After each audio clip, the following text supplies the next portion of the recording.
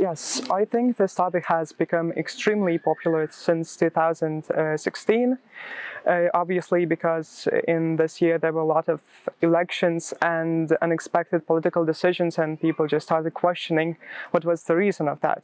But fake news obviously existed always. The only problem here is that nowadays the amounts of information are much bigger, which makes it harder to devote time to find a proof of a credibility for a source. But I think with the time we will find some ways, perhaps, how to find the sources we trust, and we know that they can be trusted. Fake news. It's something that reminds a lot of people about Donald Trump. But what is fake news? And what is it not? Let's find out. What is fake news? That's the question, of course. We need to clarify fake news. I will give you the official definition. I will also tell you what it officially is not. And then I will tell you what many people think it is. So officially, also according to the EU, fake news or disinformation is every kind of content that is designed, distributed, made purposefully to get people to believe something wrong, that is wrong. So to mislead people for two reasons, or for political gain or for profit. So that's the basic definition. Think, for example, of the people in Macedonia, young people, that made a lot of money by just making fake news surrounding the elections in the United States in 2016. So they realized it was easy to make money. How would you say? Well, because you make advertisement money. You put advertisements next to the fake news on your website, and because the ecosystem of advertisements online works in that way, you can, from Google and others that sell these spaces, you can make quite a lot of money. Especially for people who, for example in Macedonia, didn't have good economic circumstances. This was really a good way to earn money. Another example are the groups of political actors surrounding, for example, the right-wing politics in the United States. And they wanted to, of course, have their president elected, or at least the ones they wanted to, like President Trump now. So they did a kind of campaign online to promote these kind of ideas, and in doing so, they also turned to fake news. One well-known example is the fact that Pope Francis endorsed the candidacy of Trump. It was not true, of course, but a lot of people saw this as a confirmation of the candidate. And so this is another way of using purposefully false information to convince somebody to believe in something. So that's the official definition also used by the EU. What it's definitely not is every kind of illegal content. So you have forms of content like hate speech, defamation, a call to violence.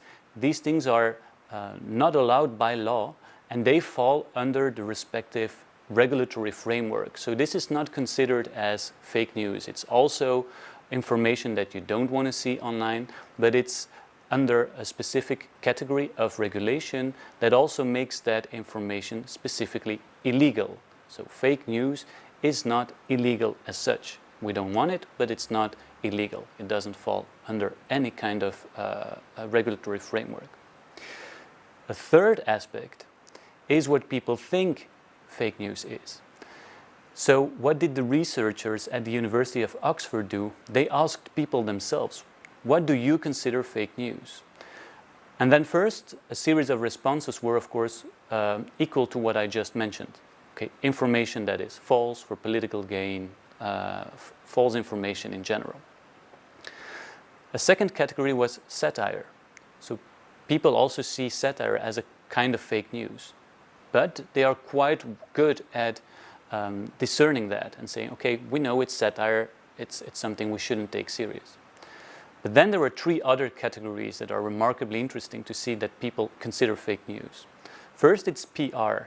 and public relations, any kind of political spin also. That means that politicians that seem to be lying, or at least don't tell you the things as straightforward as they should be, are also considered a form of fake news. Second element is sensational advertisement, like advertising that is really intrusive. People also consider that as fake, as being, as trying to really convince them of something that isn't true. And the third aspect is poor journalism. Journalism that is too sensational, makes mistakes, etc. That is maybe not intentionally made as such, but that is just poor journalism. And that's an interesting fact also, because it shows that even if we have these official definitions of what fake news is, that when we look at people and why they feel uncomfortable online, why they are maybe scared online, it is because they consider fake news to be much more than only this official definition. And I also think policymakers, for example, or people working in educational work with youngsters should take that into consideration when they work and talk about fake news. There's a lot of fake news out there, but why do people believe it? The thing is that our mind is quite complex. And a lot of research has been done already to understand that complex mind. It turns out we're not that rational as we might think. Basically, a lot of the decisions that we make, but also a lot of the beliefs that we hold, are emotionally constructed. They are taking shape as a complex interplay between our emotional selves, what we believe, what we think, and also then our rational understanding of things. Thing is, with fake news, it's designed, as I said previously, also purposefully to make you think it is true. That means that fake news makers, they mimic a lot of characteristics of real news. They use similar layout, they use similar titles, they have the same vocabulary, like breaking news or 10 reasons why this or that is not true. So you're basically being framed, you're being manipulated because your brain already has learned what the key characteristics of real news are, and now these aspects of your brain are being played or tricked by the makers of fake news. And that is something that is much more complex to see through than you would imagine at first sight. So that's one aspect. It's really made purposefully to trick you into believing it is real news.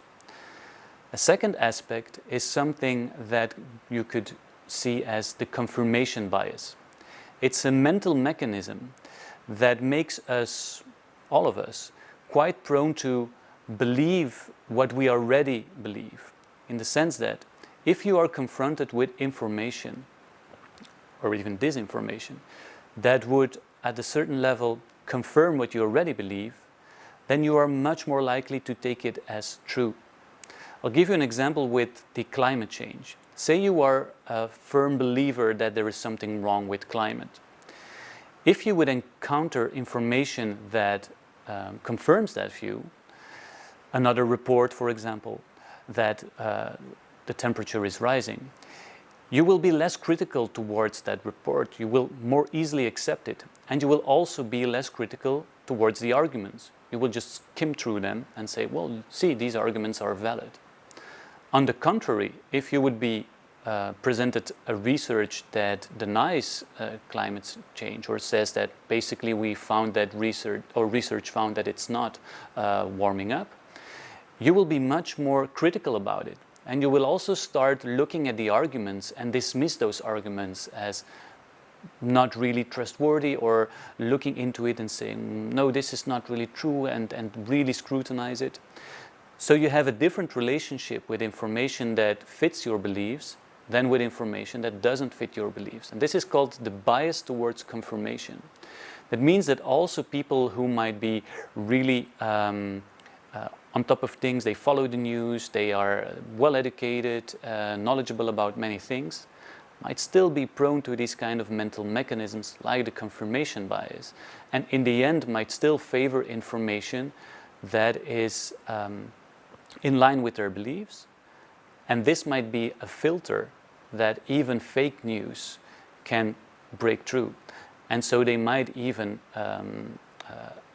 believe, adopt, work with fake news, even as persons with this good background. And that's why we're all prone to believe fake news, and we should all be wary about disinformation in general. So literally anyone can be tricked into believing fake news. Is there a way to lower our chances and to weapon ourselves? Of course, what can we do about it ourselves? It's quite a difficult question because it's a difficult problem. But I think one key idea to take with you is, if it's too good to be true, then probably you should be wary about it. So again, talking about that confirmation bias, news is really made to sound really good, so you would believe it. Or news is really, or fake news is made in a way that you would feel attracted to it. Really sensational.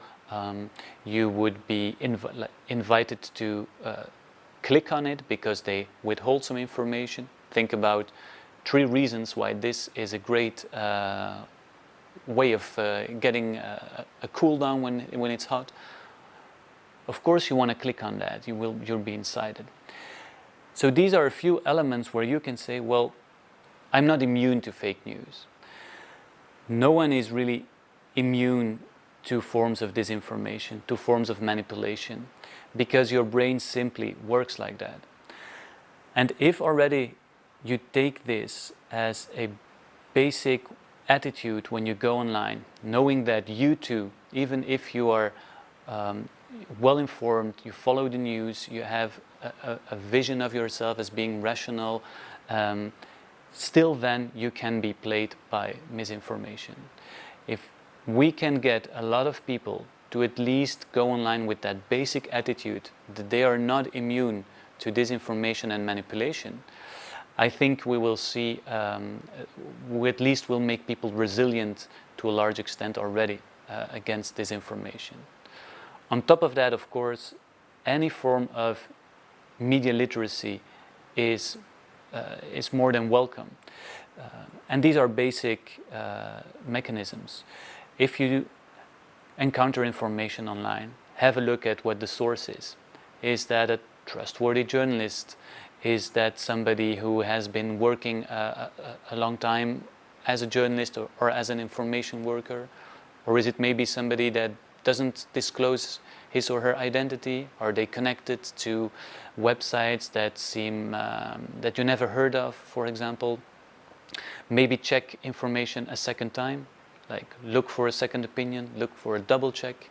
These are the kind of things that journalists do when they handle information. So of course, next to that basic attitude of being aware that you could be manipulated too, just use these simple tricks as looking for the source, double checking information when you encounter it and you're not completely sure.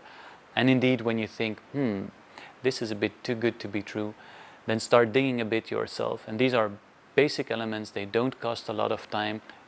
Google is there, just do an extra search, look for a second opinion, and that will already make you resilient to quite a large extent to disinformation online. We already got some great advice on how to tackle fake news. In our next video, we'll talk about another form of misleading information, conspiracy theories.